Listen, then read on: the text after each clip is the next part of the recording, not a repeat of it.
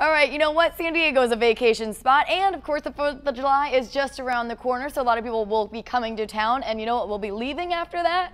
The San Diego County Fair, so you got to get out there and enjoy it while you can, and guess what? Trevor Noah is going to be here tonight, so that should be a pretty funny show. 7:30 tonight, temperatures about 67, 66 degrees then. It's pretty hot out there. I know we're talking about this as the beginning of our cooling trend, but hey, at least we're out of the triple digits for most of us. Not the case in the deserts, of course.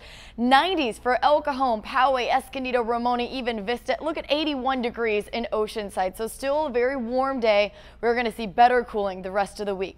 Winds also pretty strong in our mountains and deserts. Right now about 21, 24 miles per hour in Julian and Borrego Springs. Those are the current gusts, and that's where that red flag warning will be in effect until 1 o'clock tomorrow morning. Gusts will average between 25 and 45 miles per hour, but a few gusts could reach up to 50.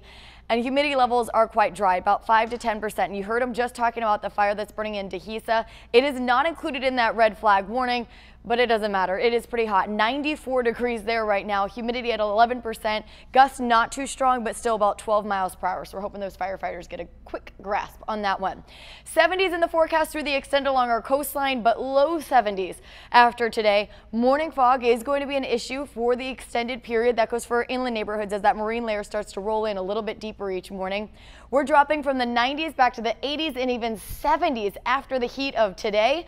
For our inland valleys, our mountains also getting a break from the heat after today. 80s and 70s through the extended. Still pretty hot in the deserts, but not quite as 120 like we've been seeing, guys.